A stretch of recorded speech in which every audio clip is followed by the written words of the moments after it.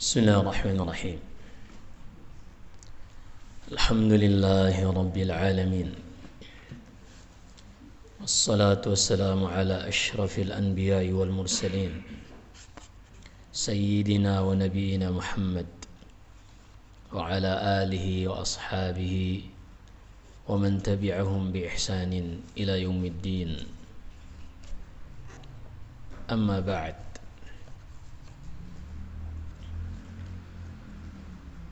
kembali kita bersyukur kepada Allah Subhanahu wa taala dan terus memperbaharui syukur, di mana pada pagi hari ini menjelang zuhur Allah Subhanahu wa taala masih memberikan kita suatu nikmat spesial yang Allah Subhanahu wa taala hanya berikan kepada orang-orang yang ia inginkan kebaikan di dunia dan di akhirat.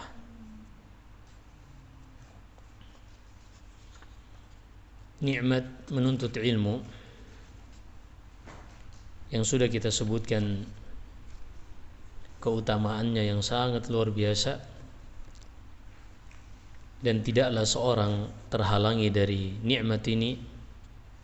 Kata Syekh Abdul Aziz bin Baz rahimahullah, berarti orang tersebut Allah tidak inginkan kebaikan baginya.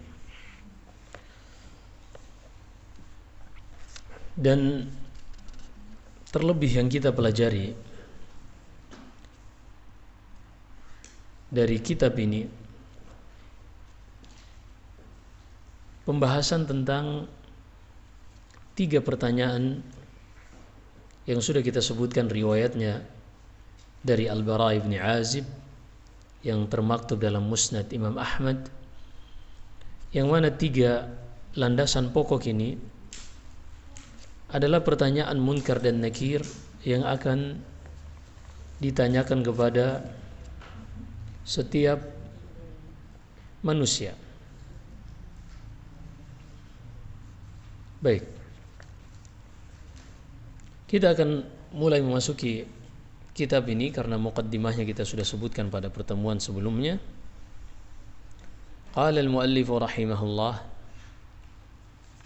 penulis dari kitab ini adalah Syekh Muhammad ibn Sulaiman At-Tamimi rahimahullah, seorang ulama yang mana dia ketika menulis bukunya ini, buku Al-Usul Thalatha, metode cara penulisannya sama seperti metode Ahlul Hadis, seperti Al-Imam Bukhari yang kita pernah dengar, Sahih Bukhari, Sahih Muslim, ada Sunan Abu Dawud, Sunan An-Nasai, Sunan At-Tirmidzi, Sunan Ibnu Majah, yang mana mereka ini ulama-ulama yang hidup. Seperti Al-Bukhari misalnya, lahir tahun 194 Hijriah dan wafat tahun 256 Hijriah, masih abad kedua dan ketiga dari umat ini.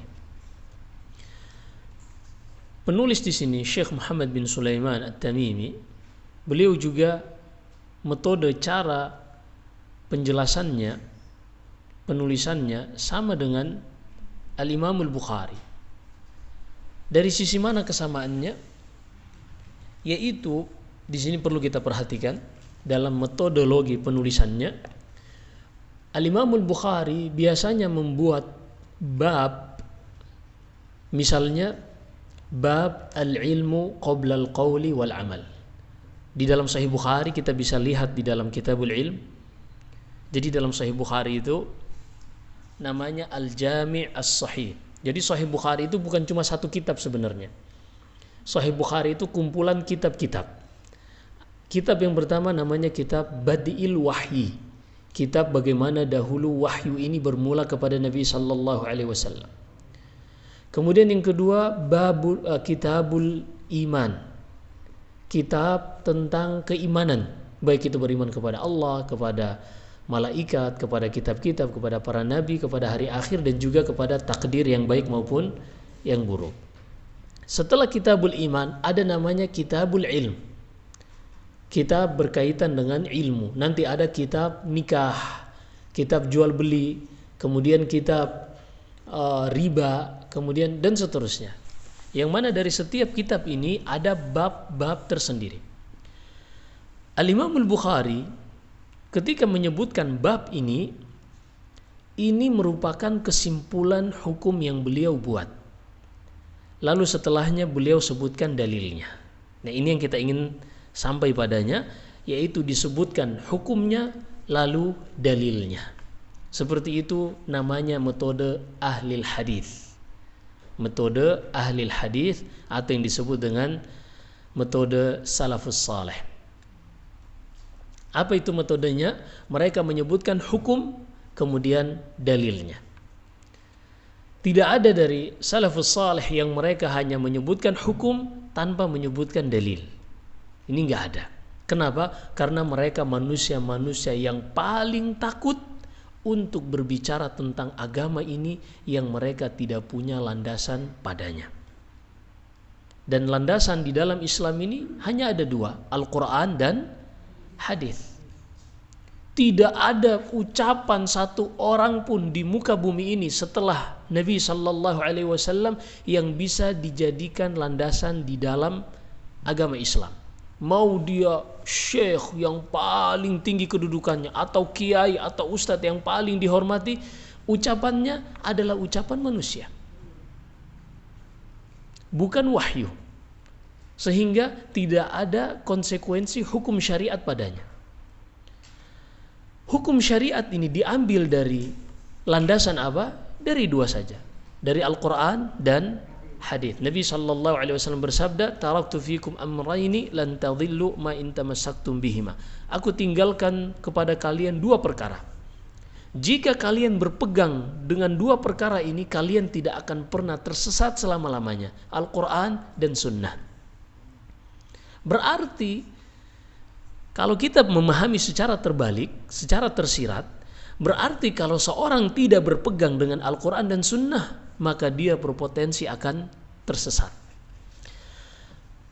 Al-Imam Muhammad Ibn Sulaiman At-Tamimi, Syekh Muhammad Ibn Sulaiman At-Tamimi ini, beliau di dalam menulis kitab Al-Usulul Thalatha ini juga beliau bawakan kesimpulan hukum. Lalu dari mana dia mengambil kesimpulan hukum tersebut, disebutkan dalilnya. Kita akan lihat insyaallah ta'ala. Dan kenapa para ulama menempuh metode seperti ini? Karena ternyata Allah sebutkan di dalam Al-Quran, di dalam surat Al-A'raf ayat 1, 2, dan 3, paling atas sebelah kiri, Allah berfirman, Alif Lam Mim Sad, Kitabun unzila ilaika fala yakun fi sadrika harajun minhu litunzira bihi wa dzikra lil mu'minin ittabi'u ma unzila ilaikum min rabbikum wa la tattabi'u min dunihi awliya. Alif Lam Mim Sad. Itulah Al-Quran yang kami turunkan kepada engkau wahai Muhammad, dan janganlah sekali-kali ada yang terasa berat pada hatimu dikarenakan diturunkan kepadamu Al-Quran ini. Kemudian kata Allah, wahai sekalian manusia, ikutilah apa yang diturunkan oleh Allah kepada kalian dan jangan kalian mengikuti selainnya. Perhatikan ayat ini, ikutilah apa yang telah diturunkan oleh Allah untuk kalian dan jangan kalian mengikuti yang selainnya. Apa yang diturunkan oleh Allah? Al-Quran dan hadis. Ucapan Rasulullah ini wahyu, bukan dari hawa nafsu. Allah berfirman dalam surat An-Najm dalam ayat ketiga keempat, Ma dhalla sahibukum wa ma ghawa wa ma yantiqu 'anil hawa in huwa illa wahyun yuha.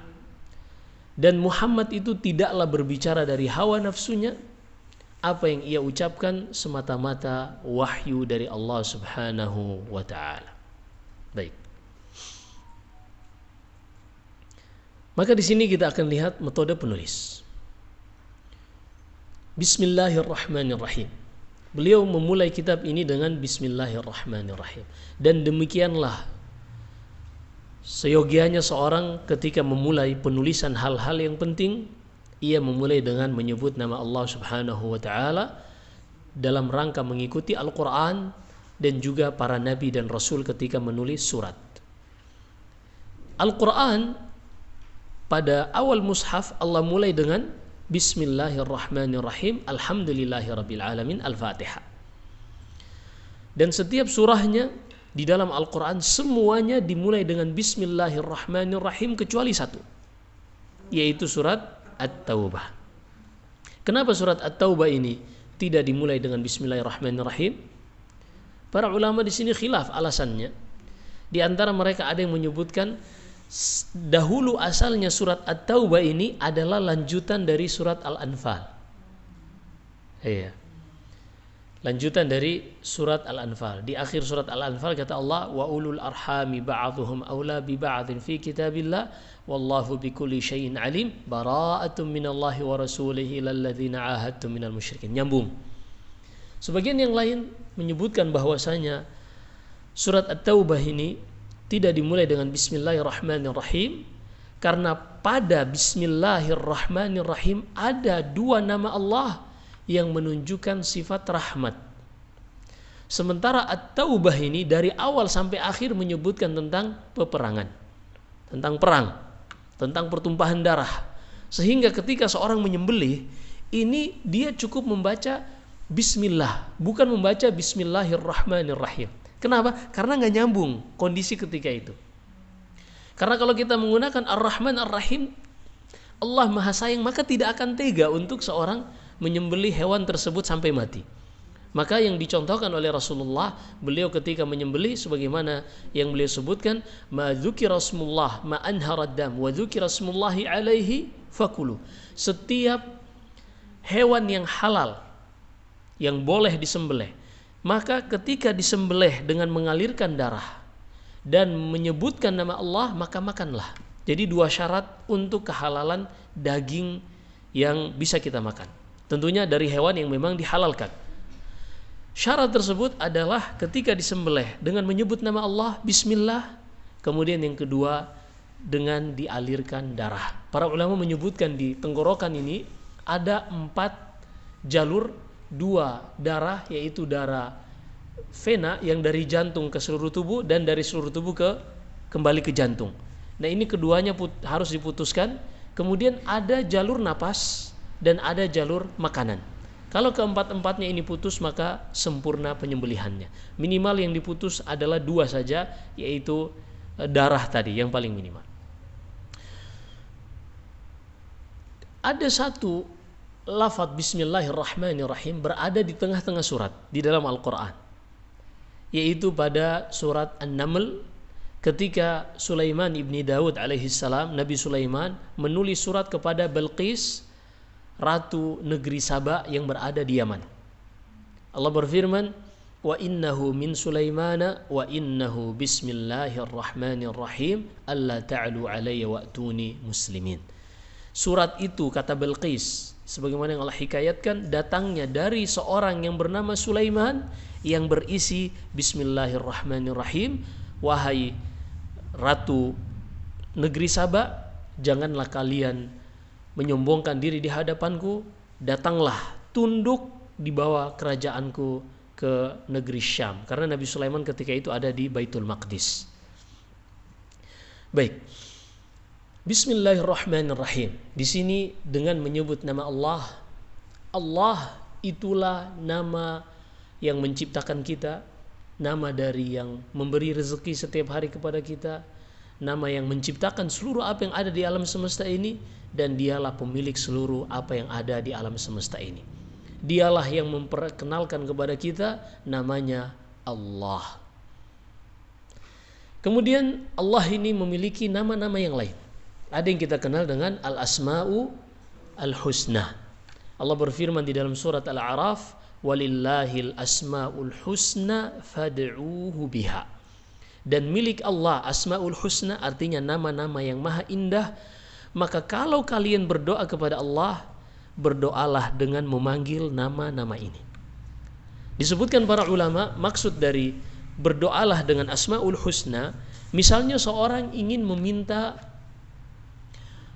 anak misalnya, dia ingin minta keturunan, maka dia mencari, memanggil nama Allah dengan nama-nama yang di situ memang mengandung untuk memberikan anak, memberi anugerah, rezeki. Sebagaimana Zakaria alaihi salam, Nabi Zakaria, Allah kisahkan doanya di dalam surat Al-Imran, hunalika da'a Zakaria rabbah qala rabbi habli min ladunka dzurriyyatan thayyibah innaka sami'ud du'a. Dan Nabi Zakaria salat di mihrabnya, di situ ia salat sambil berdoa kepada Allah dengan mengatakan rabbi habli min ladunka dzurriyyatan thayyibah, ya Allah anugerahkan kepadaku keturunan yang baik, innaka sami'ud du'a, sesungguhnya engkau as-sami', maha mendengar dan mengabulkan doa hamba-hambanya. Karena kita sedang berdoa ingin dikabulkan, maka kita memanggil nama Allah dengan as-sami'. Ketika kita misalnya ingin dirahmati oleh Allah, maka kita berdoa Allahumma arhamni, ya Rahman irhamni, wahai Allah yang maha penyayang, maha pengasih, sayangilah dan kasihilah aku.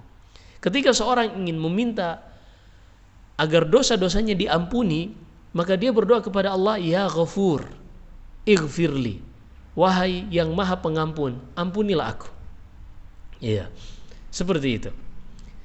Ini makanya dalam hadis dalam Sahih Bukhari kata Rasulullah, inna lillahi tis'atan wa tis'ina asman man addaha dakhalal jannah. Allah memiliki 99 nama. Siapa saja yang menghitungnya, maka dia akan masuk surga.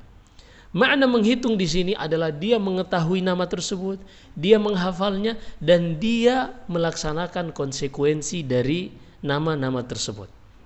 Karena suatu kontradiksi tatkala seorang misalnya dia mengetahui bahwasanya Allah Subhanahu wa taala Maha melihat, Allah Subhanahu wa taala Maha pedih azabnya, kemudian dia bermaksiat kepada Allah Subhanahu wa taala.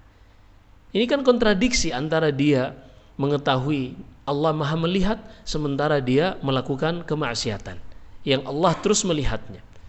Demikian pula ketika dia mengetahui Allah memiliki nama Ar-Razzaq, Allah itu yang maha pemberi rezeki, tapi dia takut nanti rezekinya kalau enggak riba misalnya, kalau dia enggak jual beli dengan riba, atau kalau dia enggak mengurangi timbangan dari benda-benda atau komoditas-komoditas yang ia jual, nanti dia untungnya nggak dapat.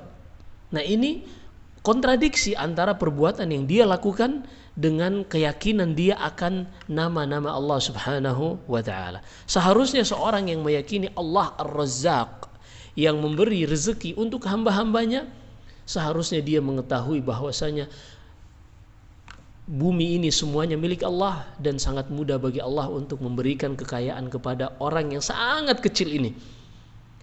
Maka ketika Allah melarang ia dari riba, dari jual beli secara zalim, merampas harta saudaranya atau yang lainnya, maka seharusnya dia pun menghindarkan diri dari hal-hal ini. Kenapa? Karena dia tahu yang memberi rezeki adalah Allah, dan ketika Allah melarang dari sesuatu, ketahuilah sesuatu itulah yang akan mendatangkan kemurkaan Allah, sama sekali tidak akan mendatangkan keberkahan dari rezeki yang didapatkan oleh seseorang. Maka ini nama Ar-Rahman adalah yang maha pengasih, pemilik rahmat yang sangat luas. Adapun Ar-Rahim juga mengandung makna pemilik rahmat. Hanya saja para ulama mengatakan sebagaimana yang Allah sebutkan di dalam surat Al-Isra, wa kana bil mu'minina rahima. Nama Ar-Rahman adalah berarti yang memiliki rahmat yang sangat luas, yang mana rahmatnya ini mencakup seluruh makhluknya. Sehingga dengan rahmat ini seekor hewan buas tidak akan memangsa anaknya sendiri. Seekor buaya yang begitu ganas tidak akan memangsa anaknya sendiri. Seekor singa, harimau yang begitu buas tidak akan memangsa anaknya sendiri. Kenapa? Karena yang menciptakan mereka Ar-Rahman, yang memiliki rahmat yang sangat luas yang meliputi seluruh makhluknya. Adapun Ar-Rahim disebutkan para ulama seperti Ibnu Katsir dalam tafsirnya dan selainnya, ini bermakna yang memiliki rahmat terkhusus bagi orang-orang yang beriman. Sebagaimana firman Allah dalam surat Al-Isra, wa kana bil mu'minina rahima. Dan Allah itu senantiasa memberikan rahmat spesial yang khusus bagi orang-orang yang beriman. Baik, ini dari nama Ar-Rahman Ar-Rahim. Kemudian kata penulis, semoga Allah merahmatinya, i'lam rahimakallah. Oh, di sini ada terjemahannya ternyata. Dengan nama Allah yang Maha Rahman, pengasih, lagi Maha Rahim, penyayang. Pengasih dan penyayang itu sama dalam bahasa Indonesia. Tapi maknanya seperti yang kita sebutkan tadi, Rahman itu memiliki rahmat yang sangat luas, meliputi seluruh hamba-hambanya tanpa terkecuali. Adapun Rahim adalah yang Maha Pengasih, penyayang, yang dikhususkan bagi orang-orang yang beriman. I'lam rahimakallah annahu yajibu alaina ta'allumu arba'i masail. Ketahuilah, semoga Allah merahmatimu, bahwasanya wajib bagi kita semua untuk mempelajari 4 hal. Untuk mempelajari 4 hal. Al-ula, yang pertama, poin yang pertama, ma'rifatullah, al-ilmu. Al-ula al-ilmu. Yang pertama adalah kita harus memiliki ilmu, dan ilmu yang dimaksud adalah tentang mengenal Allah, mengenal nabinya, dan juga mengenal agama Islam yang dilandasi dengan dalil. Perhatikan, wajib bagi kita untuk mengetahui 4 hal. Yang pertama al-ilmu, yang mencakup ilmu mengenal Allah, mengenal nabinya, mengenal agama Islam yang dilandasi dalil. Ats-tsaniya al-'amalu bih. Yang kedua adalah wajib bagi kita untuk mengamalkan ilmu yang telah kita pelajari tadi. Wajib bagi kita untuk mempelajari ilmu yang telah kita pelajari tadi. Karena manusia dalam hal ini terbagi menjadi 3 kelompok. Dalam hal ilmu dan amal ini mereka terbagi menjadi 3 kelompok. Manusia yang pertama, mereka ini Yahud. Yahud, atau yang kita kenal dengan Yahudi, mereka ini adalah manusia-manusia yang memiliki ilmu tapi tidak mengamalkan ilmu mereka. Mereka ini memiliki ilmu tapi tidak mengamalkan ilmu mereka, sehingga mereka ini dimurkai oleh Allah Subhanahu wa ta'ala, dilaknat oleh Allah Subhanahu wa ta'ala. Sebagaimana Allah berfirman di dalam surat Al-Maidah, kata Allah, lu'ina alladhina kafaru min bani Israel ala lisani Dawud wa Isa bin Maryam. Orang-orang Yahudi itu terlaknat melalui lisannya Nabi Daud dan juga Nabi Isa ibnu Maryam. Maka Yahud ini terlaknat. Kenapa terlaknat? Karena ilmu telah sampai kepada mereka, namun mereka tidak mengamalkan ilmu tersebut. Justru mereka menyembunyikan ilmu. Maka siapa saja yang menyembunyikan ilmu dari umat ini, maka dia memiliki kemiripan dengan Yahudi. Jenis manusia yang kedua, manusia yang mereka semangat beramal tapi tidak dilandasi ilmu. Manusia yang semangat beramal tapi tidak dilandasi ilmu. Mereka ini adalah orang-orang Nasrani. Sebagaimana Allah berfirman dalam surat Al-Maidah, ya ahlal kitab la taghlu fi dinikum ghairal haqqi wa la tattabi'u ahwa'a qaumin qad dhallu min qabl wa adhallu katsiran wa dhallu an sawa'is sabil. Mereka ini adh-dhallin, orang-orang yang beramal tidak dilandasi ilmu. Yang ketiga, orang-orang yang ilmu telah sampai kepada mereka dan Allah Subhanahu wa ta'ala berikan taufik hidayahnya kepada mereka untuk mengamalkan ilmu tadi. Sehingga mereka inilah manusia-manusia yang diridhai dan diberikan nikmat oleh Allah Subhanahu wa taala. Ketiga kelompok manusia ini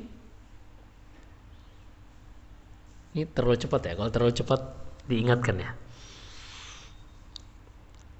Ketiga kelompok manusia ini Allah sebutkan semuanya di akhir surat Al-Fatihah. Allah berfirman, ihdinas siratal mustaqim. Tunjukilah kami jalan yang lurus. Siratal ladzina an'amta alaihim, yaitu jalannya orang-orang yang engkau telah berikan nikmat kepada mereka. Siapa itu manusia-manusia yang Allah berikan nikmat kepada mereka? Allah tafsirkan ayat ini di dalam surat An-Nisa. Kata Allah, "Wa may yuti'illaha war rasula fa ulaika ma'al ladzina an'ama Allahu 'alaihim." Kalau tadi an'amta 'alaihim, di sini an'ama Allahu 'alaihim minan nabiyyina was-siddiqina wasyuhada'i was-salihin. Mereka ini adalah para nabi, para syuhada, as-siddiqin, orang-orang yang jujur dalam berilmu dan beramal, dan juga orang-orang yang saleh. Tidaklah seorang dikatakan saleh melainkan dia memiliki ilmu dan mengamalkan ilmu tersebut.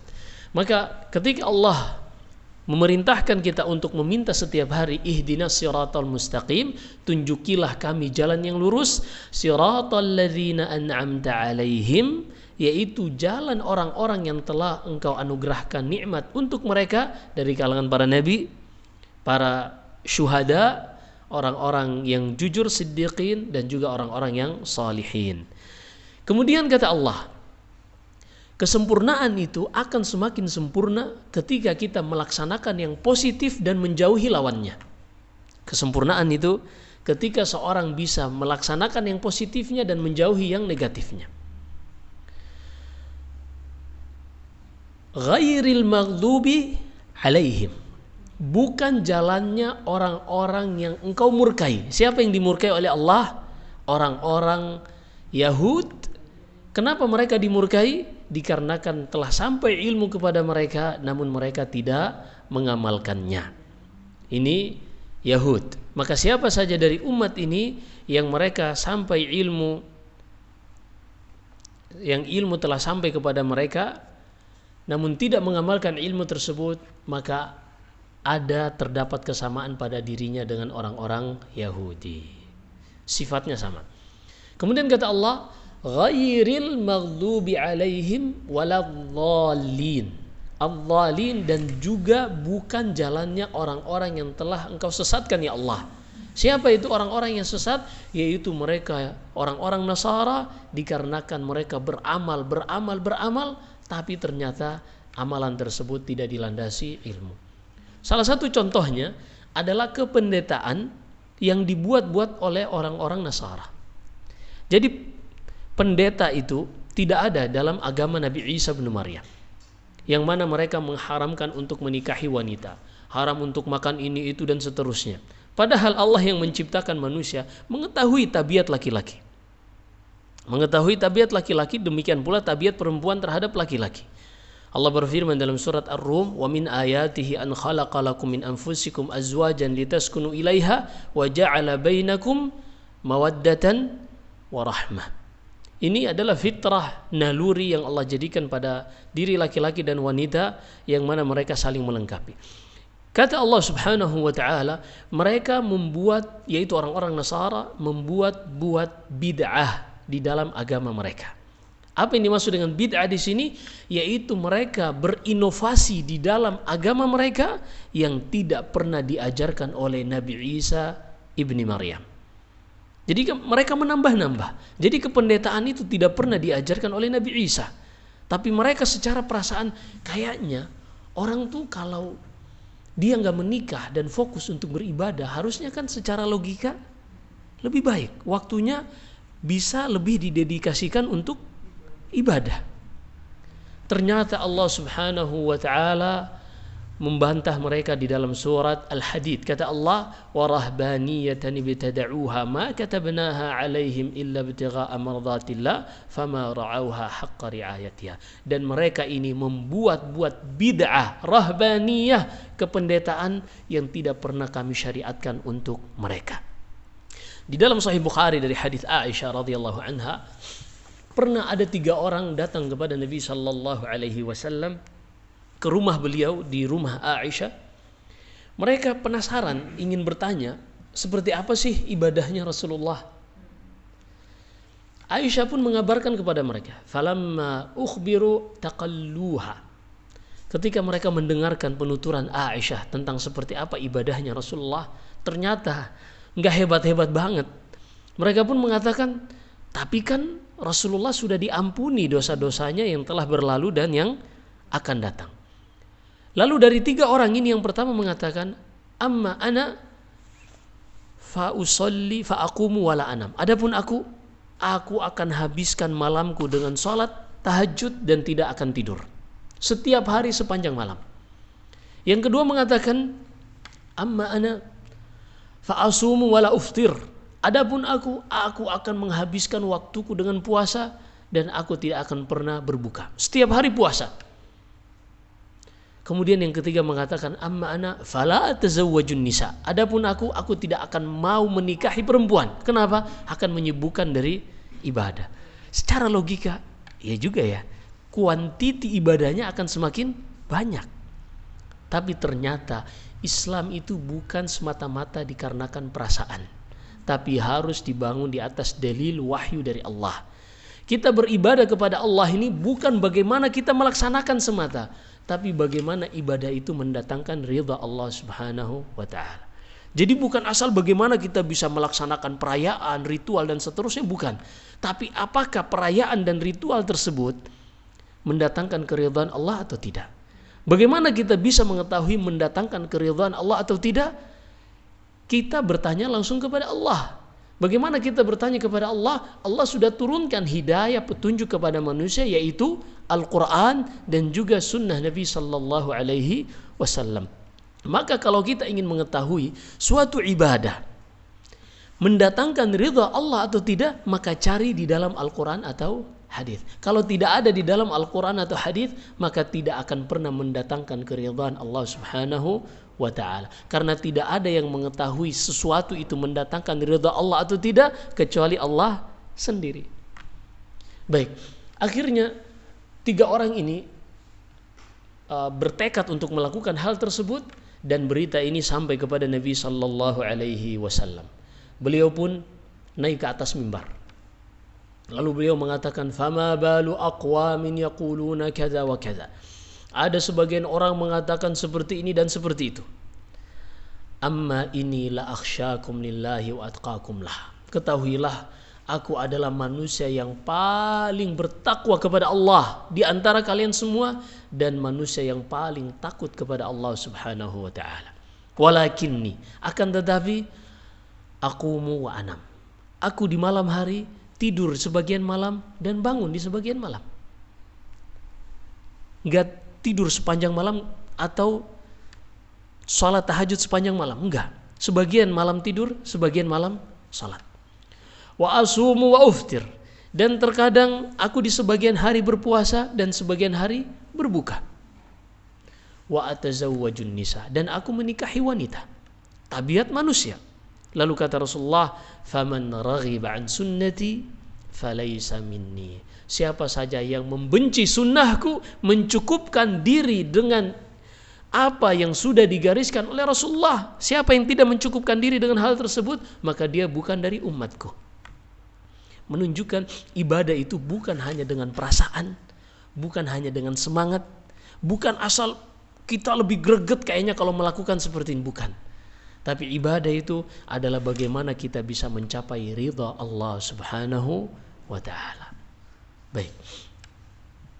Maka yang kedua yang perlu kita pelajari adalah mengamalkan apa yang telah kita ilmui. Kemudian yang ketiga, ats-tsalitsatu ad-da'watu ilaih. Yang ketiga adalah mengajak manusia kepada ilmu dan amalan.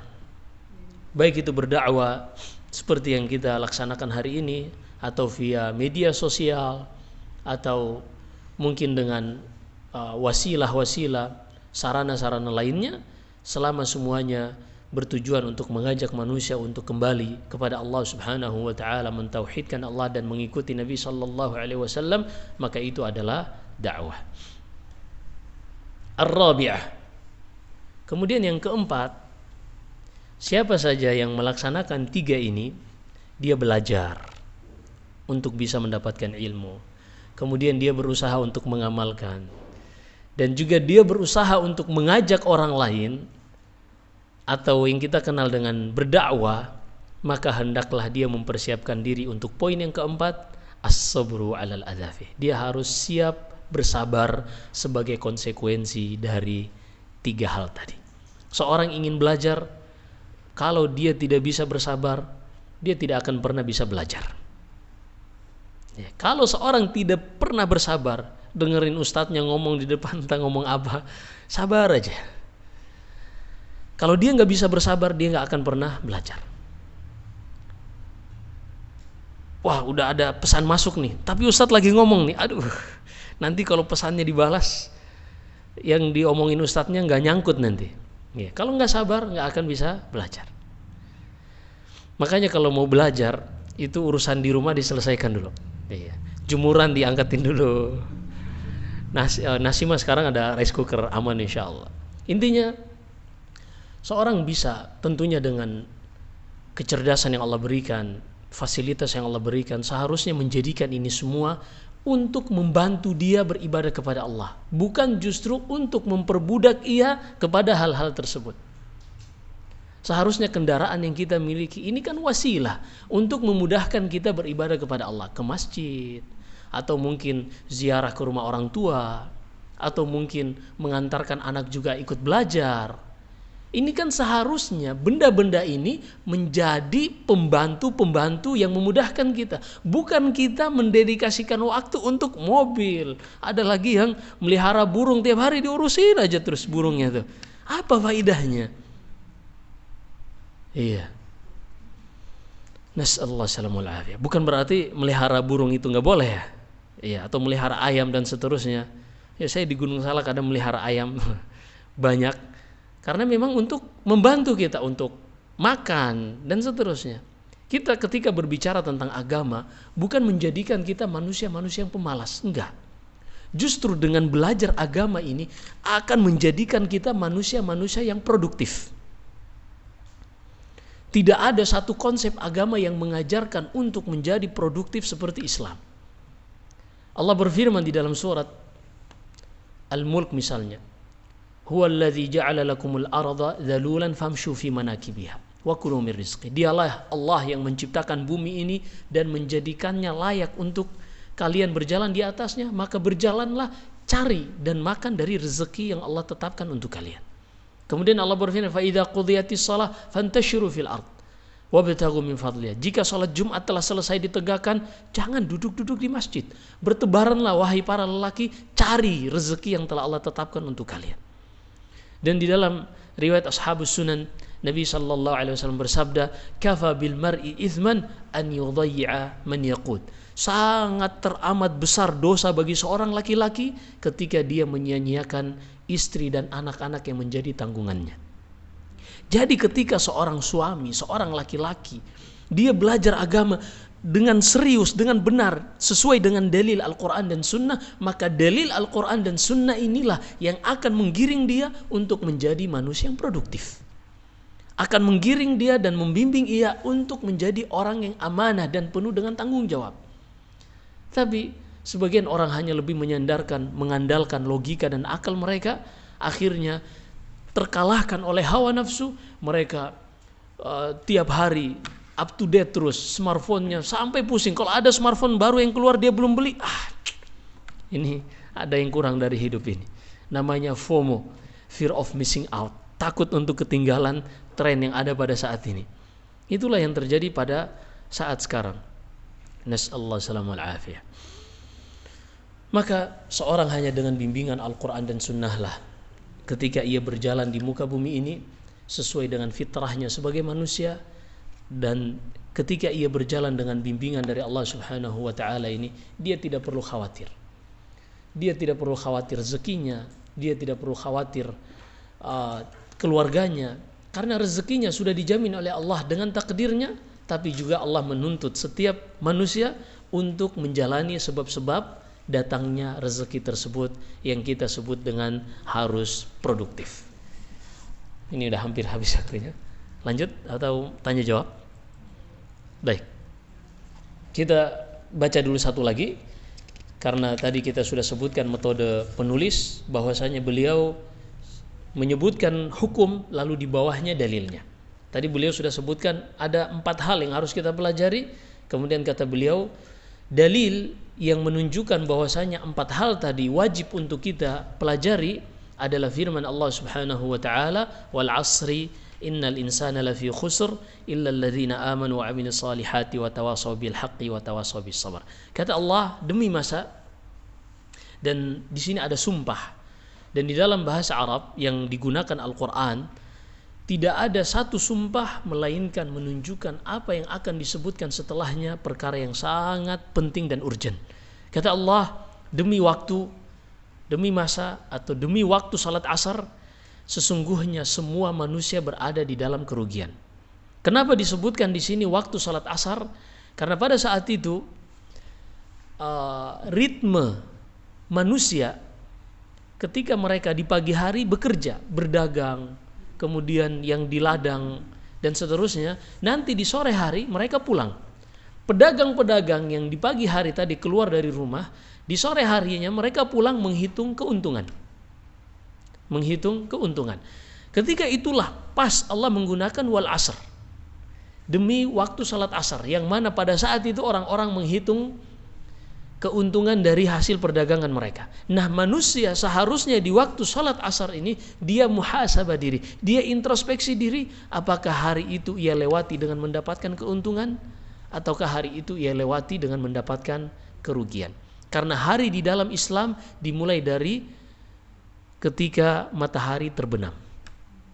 Seperti misalnya 1 Ramadan berarti dimulai dari ketika hilal terlihat, matahari terbenam. Maka itu sudah masuk 1 Ramadan.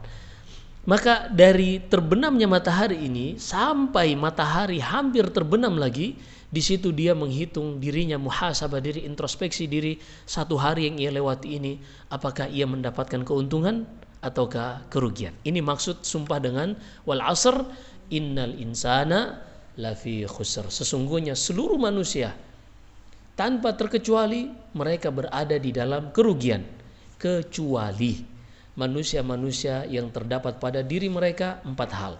Yang pertama kata Allah, illal ladzina amanu, kecuali orang-orang beriman, dikecualikan dari kerugian. Wa amilus solihat, kemudian mereka ini setelah beriman beramal saleh. Wa tawasaw bil haqq, mereka saling wasiat dan menasihati di atas kebenaran.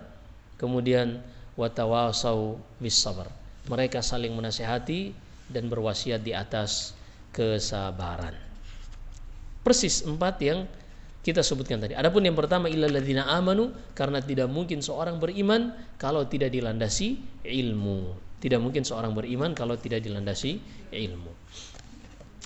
Qala Syafi'i rahimahullah, dan berkata Al-Imam Syafi'i. Al-Imam Syafi'i nama aslinya Muhammad ibn Idris Asy-Syafi'i Al-Muttalibi, imam yang kita agungkan di negeri ini, yang kita ikuti madhabnya. Kata beliau, "Lau ma anzalallahu hujjatan ala khalqihi illa hadhihi surah lakafathum." Kalau seandainya Allah tidak menurunkan kecuali ayat ini, surat ini untuk hamba-hambanya, niscaya sudah cukup. Apa yang cukup? Yang cukup adalah dari sisi nasihat. Adapun hukum-hukum tidak cukup. Karena di dalamnya tidak ada hukum jual beli, tidak ada hukum pernikahan, tidak ada hukum yang lain-lain, hukum waris dan seterusnya.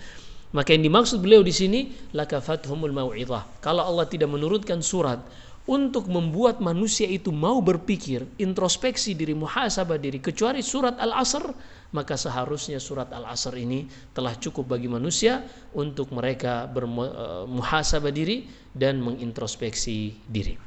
Kemudian kata beliau, wa qala al-Bukhari rahimahullah, babul ilmi qabla al-qawli wal amal. والدليل قوله تعالى فاعلم أنه لا إله إلا الله واستغفر لذنبك فبدأ بالعلم قبل القول والعمل. Berkata Al-Imam Al-Bukhari, Al-Imam Al-Bukhari Muhammad ibn Ismail ibn Ibrahim ibn Al-Mughira ibn Bardizbah Al-Bukhari. Beliau ini penulis Sahih Bukhari. Kata beliau, bab hendaknya seorang itu berilmu terlebih dahulu sebelum dia mengucapkan sesuatu atau sebelum ia mengamalkan sesuatu. Dalilnya adalah firman Allah di dalam surat Muhammad, ketahuilah bahwasanya, di sini pelajarilah, fa'lam, ilmuilah bahwasanya tidak ada yang berhak disembah kecuali Allah Subhanahu wa taala, kemudian mohonkanlah ampunan untuk dosa-dosamu. Kemudian kata Al-Bukhari, di dalam ayat ini Allah mendahulukan berilmu terlebih dahulu sebelum seorang mengucapkan sesuatu atau mengamalkan sesuatu. Demikian, wallahu a'lam.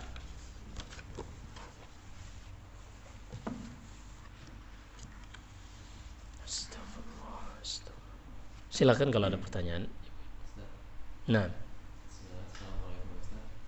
Tadi saya ingin bertanya tentang menyembunyikan ilmu. Jika ada seorang dai yang selalu bilang belum waktunya ngomong bid'ah, belum waktunya ngomong syirik, ini apakah termasuk menyembunyikan ilmu atau memang ada fikihnya Ustaz?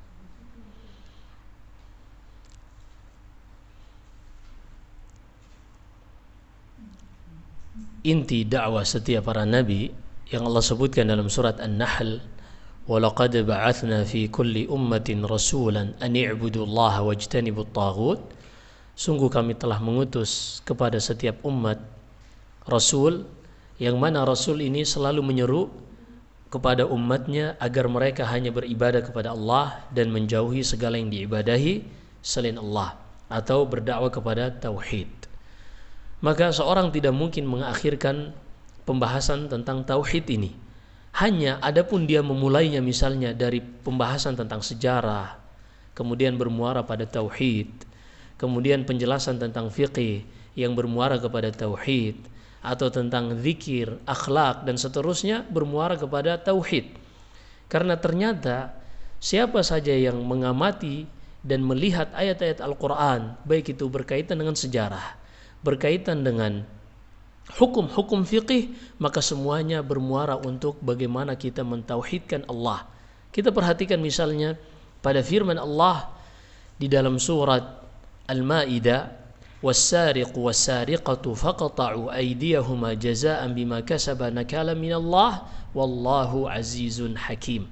Seorang laki-laki yang mencuri atau perempuan yang mencuri, jika terpenuhi syarat-syaratnya, maka potong tangan keduanya sebagai balasan atas apa yang telah mereka lakukan dan siksaan hukuman dari Allah Subhanahu wa taala. Kemudian Allah menutup pembahasan tentang fikih ini, wallahu azizun hakim. Ketahuilah dialah Allah yang maha perkasa lagi maha memiliki hukum dan hikmah dari setiap hukumnya.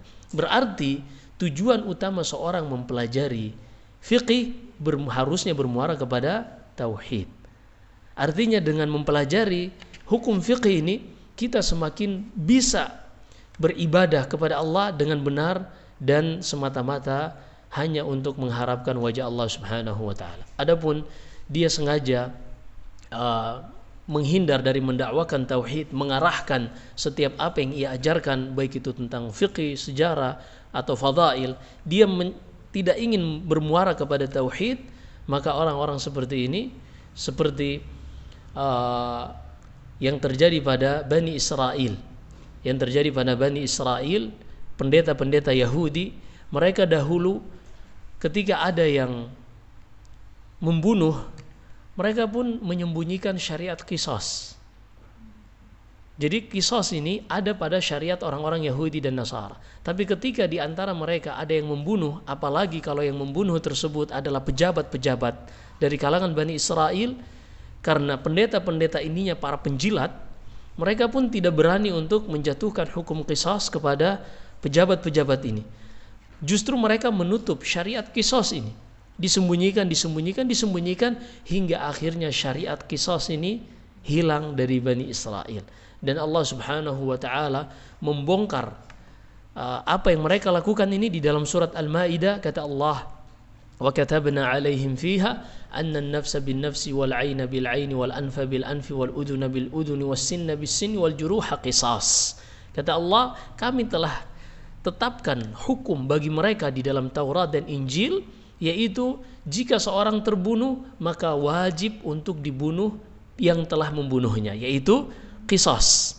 Maka di dalam Islam juga seharusnya seorang itu tidak menyembunyikan syariat Allah. Hanya saja ada betul namanya fiqhud da'wah.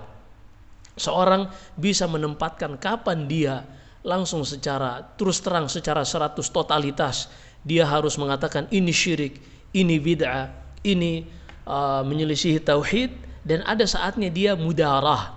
Apa itu mudarah? Dikenal dalam fiqhud da'wah. Dia tidak berbohong, dia juga tidak menyembunyikan, hanya saja dia seperti mengalihkan. Ini masih mungkin. Tapi dia memiliki progres dan target. Ketika targetnya adalah mendakwakan tauhid, maka ketika dia melewati progres ini, dia melihat di situ orang-orang yang disebutkan Syekh Ibnu Utsaimin rahimahullah misalnya. Ketika dia berdakwah di tengah-tengah orang-orang Nasara yang mereka ini kecanduan khamr, maka dia tidak langsung mengharamkan khamr. Maksudnya dia tidak langsung datang-datang langsung bahas hukum khamr. Enggak. Kenapa? Karena ada hal yang lebih prioritas yang harus dibahas, yaitu tentang kesyirikan. Karena mereka sebagai orang-orang Nasara. Karena walaupun mereka meninggalkan khamr tapi masih dalam kesyirikan, percuma. Karena dosa syirik lebih besar. Dan kalau dia misalnya langsung sebutkan tentang khamr sementara mereka ini orang-orang yang kecanduan, potensi mereka untuk menolak dakwahnya lebih besar. Tapi kalau dia datang langsung menjelaskan bahwasanya Nabi Isa itu adalah nabi yang wajib diimani, dicintai oleh setiap muslim, hanya saja Nabi Isa itu adalah hamba Allah, bukan anak Allah. Ini yang harus dia prioritaskan. Intinya di dalam dakwah dikenal skala prioritas. Tapi ada yang namanya tujuan dakwah, yaitu menyebutkan tauhid. Tapi kalau seorang dakwanya karena takut, misalnya dia berdakwah di tengah-tengah orang-orang yang memang melakukan inovasi-inovasi dalam agama atau yang kita sebut dengan bid'ah, takut kalau misalnya dia tidak menyebutkan tentang syariatnya, syariat Allah di tempat tersebut, nanti jamaahnya marah, takut nanti dia tidak diundang lagi. Nah, yang seperti ini yang Allah Subhanahu wa taala sebutkan dalam surat Al-Baqarah pada 2 tempat. Kata Allah, innal ladzina yaktumuna ma anzalna minal bayyinati wal huda min ba'di ma bayyanahu lin-nasi fil kitabi ulaika yal'anuhumullah wa yal'anuhumul la'inun. Orang-orang yang menyembunyikan syariat yang telah kami turunkan kepada di kitab-kitab suci kami, mereka menyembunyikannya, mereka ini akan mendapatkan laknat dari Allah dan juga dilaknat oleh seluruh makhluk. Nah, maka seorang boleh memperhatikan skala prioritas. Iya.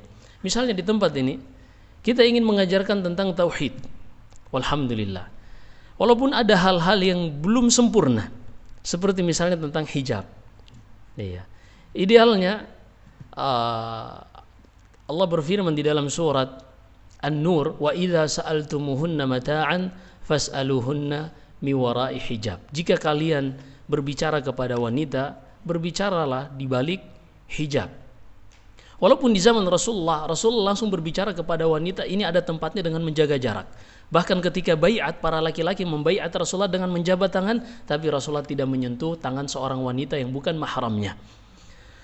Sah-sah saja yang karena hijab ini adalah tahrimul wasail. Hukum hijab di dalam Islam ini tahrimul wasail, yaitu pengharaman untuk menutup celah menuju kepada perkara yang lebih besar. Yang diharamkan yang utama antara laki-laki dan perempuan ini adalah az-zina. Allah berfirman dalam surat Al-Isra, wala taqrabuz zina, janganlah kalian mendekati zina. Ternyata Allah Subhanahu wa taala mengharamkan segala wasilah yang mengantarkan kepada zina, khalwat, ikhtilat, bercampur laki-laki dan perempuan, ini diharamkan. Sehingga para wanita disyariatkan untuk menjaga dengan hijab. Tapi syariat yang seperti ini yang dikarenakan wasilah terkadang menjadi dibolehkan jika ada hajat. Seperti misalnya laki-laki tidak boleh melihat kepada perempuan, kan hukum asalnya seperti itu. Allah sebutkan dalam surat An-Nur, qul lil mu'minina yaghuddu min absarihim. Katakan kepada laki-laki yang beriman untuk mereka menundukkan pandangan mereka dari wanita-wanita. Kemudian Allah berfirman kepada para wanita pada ayat yang setelahnya, wa qul lil mu'minati yaghuddna min absarihin, dan katakan kepada para wanita untuk menundukkan pandangan mereka dari para lelaki. Mau itu dia ustadz atau syekh atau kiai, mereka juga harus menundukkan pandangan. Tapi terkadang seorang laki-laki melihat kepada wanita yang bukan mahramnya atau wanita kepada laki-laki yang bukan mahramnya menjadi boleh jika ada hajat. Seperti misalnya seorang laki-laki ingin menikahi perempuan. Disyariatkan ada yang namanya nazar. Seorang laki-laki boleh melihat perempuan. Misalnya dia mendatangi walinya, tapi ini jangan dua-duaan ngelihatnya. Dia mendatangi wali perempuan tersebut, dia ingin melamar, dan dia ingin melihat wanita ini dari sisi rambutnya misalnya. Boleh seorang wanita menampakkan rambutnya, kepalanya, tidak memakai jilbab, tapi tentunya menutup tubuhnya kepada calon yang ingin melamarnya. Ini boleh. Padahal tadi seharusnya wanita harus menutup auratnya dari laki-laki. Kenapa dibolehkan? Karena ini namanya tahrimul wasail, pengharaman dikarenakan sarana yang bisa mengantarkan kepada perkara yang lebih besar. Jika ada hajat maka dibolehkan, tapi tentunya hajat ini harus diberikan sesuai kadarnya. Dan ada hal-hal yang diringankan di dalam syariat, seperti misalnya seorang laki-laki melihat kepada wanita yang sudah lansia misalnya. Allah berfirman di dalam surat An-Nur, wal qawa'idu minan nisa'i allati la yarjuna nikahan falaysa 'alayhinna junahun ay yad'na thiyabahunna ghayra mutabarrijatin bizina wa ay yasta'fifna khairul lahun. Para wanita-wanita yang sudah melewati masa menopause ini, yang sudah lansia, sudah tua, mereka ada keringanan dari syariat untuk bisa lebih ringan, tapi tidak boleh secara berlebihan. Jadi dhabitnya, aturannya, wanita ini sudah tidak mengharapkan nikah lagi, sudah tidak tertarik dengan laki-laki, dan juga laki-laki yang melihatnya sudah tidak tertarik. Nah, ini ada keringanan dari syariat. Misalnya dia tidak memakai cadar, dia tidak tidak seperti wanita-wanita yang masih muda misalnya dan seterusnya. Ini lebih diberikan keringanan. Tapi kata Allah, ghairu mutabarrijatin bizina. Jangan juga ketika dia keluar memakai make up yang menor misalnya. Karena kan tadi dhabitnya yang orang pun melihatnya sudah tidak tertarik. Lah ini malah ditambahin pakai make up dan seterusnya. Ini kontradiksi. Maka hal-hal yang seperti ini kita harus perhatikan. Di sini pun di majelis ini mudah-mudahan semakin hari semakin kita bertambah ilmu, bukan menjadi tujuan agar bagaimana kita bisa tatap muka dan seterusnya, tidak, itu bukan menjadi tujuan, tapi bagaimana kita bisa menimba ilmu, mendapatkan ilmu. Apalagi dari ilmu ini kita bukan cuma hanya mengharapkan menambah wawasan dan khazanah kita, akan tetapi keberkahan dari Allah Subhanahu wa taala itulah yang lebih kita utamakan. Dan ketahuilah keberkahan itu ada pada mengikuti syariat-syariat Allah dan menjaga batasan-batasan Allah Subhanahu wa taala. Nah, wallahu a'lam. Nah, waalaikumsalam warahmatullahi wabarakatuh.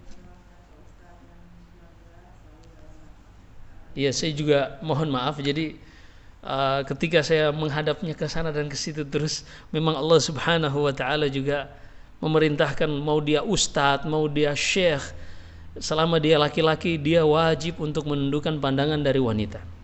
Makanya alhamdulillah Allah Subhanahu wa taala memberikan kita petunjuk di atas sunnah ini, karena ada sebagian orang dengan modus agama, mereka mengatakan ketika dikritik salaman dengan santriwatinya, dia mengatakan, oh saya nggak bisa menjaga diri dari santriwati.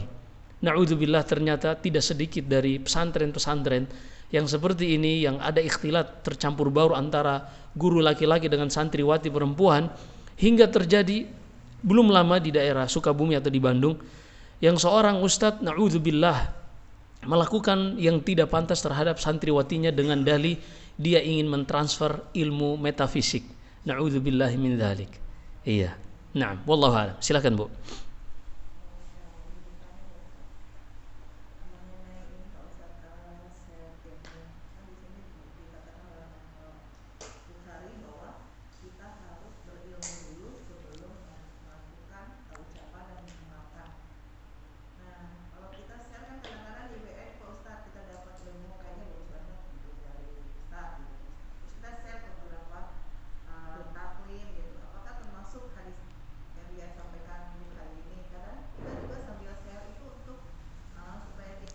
Masya. Nah. Baik. Apakah ketika seorang ingin menyampaikan ilmu, dia harus mengamalkan terlebih dahulu? Kalau seandainya seperti itu, ilmu ini tidak akan tersebar. Karena jadi di dalam Islam ini ada tingkatan-tingkatan. Yang Allah sebutkan dalam surat Fatir, Allah berfirman, "Tsumma awrathna al-kitaba alladhina astafaina min ibadina." Kemudian kami wariskan kitab ini kepada hamba-hamba yang kami pilih. Kemudian kata Allah menyebutkan 3 tingkatan dari kaum muslimin. Faminhum zalimun li nafsih. Di antara mereka ada manusia-manusia yang menzalimi diri mereka sendiri. Tapi ingat, di awal ayat tadi kata Allah, awrathnal kitab alladzina astafaina min ibadina. Artinya 3 kelompok ini semuanya telah mendapatkan ilmu dari Allah. Karena mereka pewaris kitab. Pewaris kitab bukan cuma bentuknya saja, tapi mereka mewarisi ilmu yang ada di dalam kitab tersebut. Kata Allah, kemudian kami wariskan kitab ini kepada hamba-hamba yang kami pilih. Di antara mereka ada yang menzalimi diri-diri mereka sendiri. Disebutkan para ulama yang menzalimi diri-diri mereka ini adalah mereka yang melakukan hal-hal yang wajib tapi juga terjatuh ke dalam perkara-perkara yang dilarang selain kesyirikan. Ada di antara mereka yang melakukan dosa tapi yang wajib mereka tidak pernah ketinggalan. Kemudian yang kedua, wa minhum muqtasid. Kelompok kedua dari umat yang kami wariskan kitab kepada mereka adalah muqtasid, yaitu orang-orang yang pertengahan. Disebutkan para ulama yang pertengahan ini adalah mereka yang mengamalkan yang wajib-wajib saja, kemudian mereka menjauhi yang haram-haram. Iya. Mereka mencukupkan diri dengan yang wajib-wajib saja dan berusaha menghindari hal-hal yang diharamkan. Yang ketiga, wa minhum sabiqun bil khairati biidznillah, dan ini yang terbaik, yaitu manusia-manusia yang berlomba-lomba dalam kebaikan. Kata para ulama tafsir, mereka inilah yang mengamalkan yang wajib-wajib, menyempurnakan dengan yang sunnah-sunnah, menjauhi yang haram, termasuk hal-hal yang syubhat dan makruh. Dari sini kita lihat, berarti dari umat ini yang mewarisi kitab ini, ada di antara mereka yang sudah memiliki ilmu, tapi tidak diamalkan. Misalnya dia tahu itu dosa, tapi dia masih terjatuh ke dalam kesalahan. Apakah kemudian dia tidak boleh berdakwah? Nah, ini ada pembahasan tersendiri. Karena Allah berfirman di dalam surat As-Saff ayat kedua, kata Allah, ya ayyuhalladzina amanu lima taquluna ma la taf'alun. Wahai orang-orang beriman, kenapa kalian tidak mengamalkan apa yang kalian ucapkan, atau kenapa kalian mengucapkan apa yang tidak kalian perbuat? Kabura maqtan 'indallahi an taqulu ma la taf'alun. Teramat sangat besar di sisi Allah ketika kalian mengucapkan apa yang tidak kalian perbuat sendiri. Dan ini tentunya yang dimaksud adalah pada hal-hal larangan. Artinya seorang melarang orang lain dari berbuat zina misalnya, tapi dia berzina wal iyadzu billah. Adapun sesuatu itu ketika dia amalan yang hukumnya tidak wajib, baik itu sunnah. Sunnah ini kan pilihan. Kalau dia kerjakan mendapatkan pahala, kalau dia tinggalkan tidak mendapatkan dosa. Maka jika yang dimaksud pertanyaannya adalah dari bab ini, maka tidak mengapa. Iya. Misalnya dia mengatakan share tentang puasa Senin Kemis, tapi dia belum bisa puasa Senin Kemis, ya nggak apa-apa, karena memang dia tidak akan tercela karena meninggalkan puasa Senin Kemis. Adapun dia meninggalkan puasa Ramadan, maka ini nggak boleh. Jadi dilihat kadarnya. Nah, adapun yang Allah berfirman di dalam surat As-Saff tadi, kenapa kalian mengucapkan apa yang tidak kalian perbuat, yaitu seorang yang memerintahkan kepada yang wajib, misalnya dia menyuruh orang lain sholat 5 waktu tapi dia nggak sholat tanpa uzur. Bagi perempuan tentunya, kalau laki-laki nggak ada uzur, maka ini tidak boleh. Ini yang diharamkan. Atau seorang misalnya melarang, oh nggak boleh zalim, nggak boleh melakukan riba, tapi dia riba terus. Nah ini yang nggak boleh nih, yang seperti ini. Adapun seperti menyebarkan puasa sunnah, menyebarkan tentang keutamaan-keutamaan zikir, atau yang semisalnya yang tidak sampai kepada derajat wajib atau sampai kepada derajat haram, kemudian dia tinggalkan atau dia tidak lakukan, maka ini tidak mengapa insyaallah ta'ala. Bahkan kata Imam Ahmad atau selainnya, kalau seandainya setiap yang kita ucapkan itu harus yang kita sudah amalkan dulu, niscaya tidak akan ada yang bisa kita ucapkan. Nah, wallahu a'lam.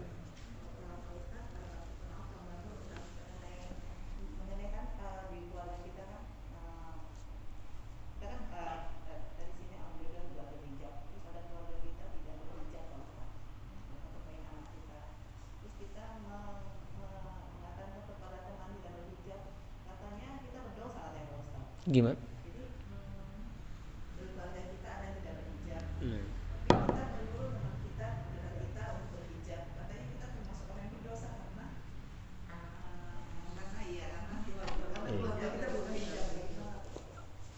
Dilihat kalau misalnya dia seorang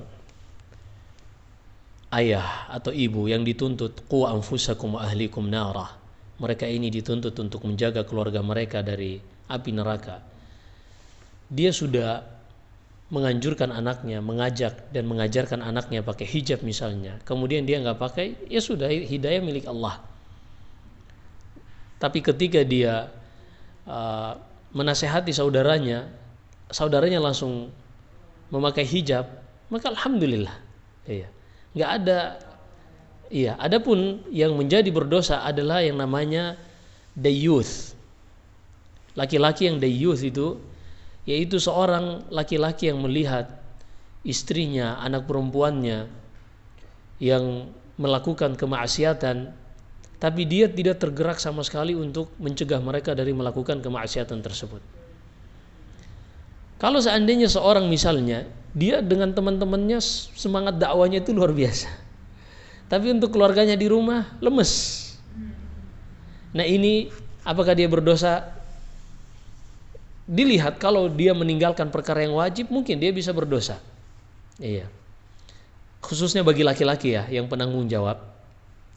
Tapi kalau misalnya pada perkara-perkara yang tentang sunnah saja, misalnya ini bentar lagi puasa Asyura nih, dia nge-share ke grup-grup teman-temannya, iya, tapi ke grup keluarga nggak pernah misalnya. Nah, ini apakah dia berdosa? Tentunya tidak. Hanya saja dia kehilangan keutamaan. Karena Allah berfirman dalam surat Asy-Syu'ara, wa anzir ashiratakal aqrabin. Wahai Muhammad, mulailah dengan memberikan peringatan kepada keluarga terdekatmu.